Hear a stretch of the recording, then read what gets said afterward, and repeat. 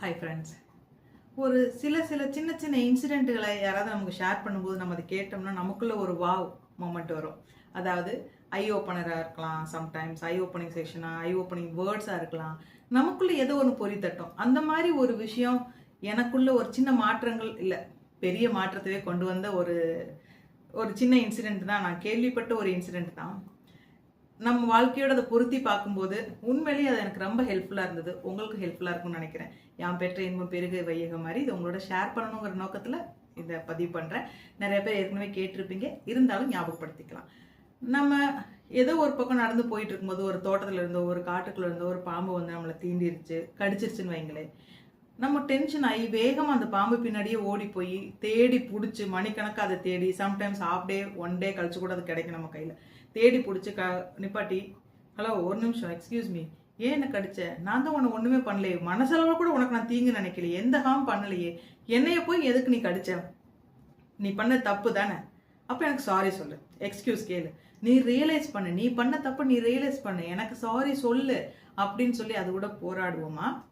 அல்லது பாம்பு கடிச்சிச்சுன்னு தெரிஞ்ச உடனே எந்த இடத்துல கடிச்சதோ, ஃபார் எக்ஸாம்பிள் காலில் கடிச்சதுன்னா அதுக்கும் கொஞ்சம் மேலே தள்ளி நம்ம முன்னோர்கள்லேருந்து இன்னைக்கு வரைக்கும் பண்ணுறோம், பாய்சன் பரவிடக்கூடாதுங்கிறதுக்காக டைப் பண்ணிட்டு ஃபர்ஸ்ட் எய்டுக்காக ஹாஸ்பிட்டல் நோக்கி ஓடுவோமா? நம்ம எல்லாரும் எதுங்க செய்வோம்? ரெண்டாவது சொன்ன விஷயம் தான் செய்வோம் இல்லையா? நம்ம உயிரை காப்பாற்றிக்கிறதுக்காக, உயிர் மேலே எல்லாருக்கும் அவ்வளோ ஆசை, உயிரை காப்பாற்றிக்கிறதுக்காக அவசரமாக ஹாஸ்பிட்டல் நோக்கி தான் போவோம். இதுதாங்க நம்ம வாழ்க்கையிலையும் நடந்துட்டு இருக்குது. நம்மளை ஹர்ட் பண்ணுறவங்கள,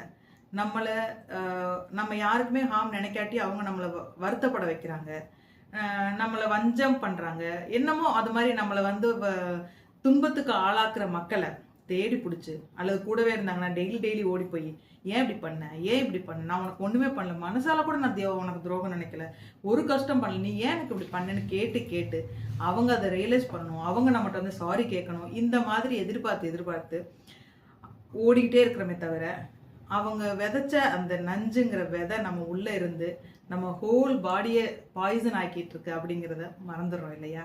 ஸோ பண்ண வேண்டிய விஷயம், அந்த பாம்பை தேடி ஓடுற மாதிரி நம்மளை கஷ்டப்படுத்தினவங்கள, துன்பம் கொடுத்தவங்களை தேடி போகிறது இல்லைங்க. நம்மளை எப்படி நம்ம ஹீல் பண்ணிக்கணும், நம்ம எப்படி அதுலேருந்து வெளியே வரணும், ஓவர் கம் பண்ணணும், ஃபிசிக்கலி அண்ட் மென்டலி, முக்கியமாக சைக்காலஜிக்கலாக தான். மென்டலாக எப்படி அதுலேருந்து ஓவர் கம் பண்ணி வெளியே வந்து நம்ம மூவ் ஆன் ஆகி இதுவும் கடந்து போகும்னு சொல்லிட்டு கடந்து போகணும் அப்படிங்கிறது மட்டும்தான் நமக்கான ஃபர்ஸ்ட் எய்டாக இருக்கும். அதுதான் புத்திசாலித்தனமான முடிவாக இருக்கும்.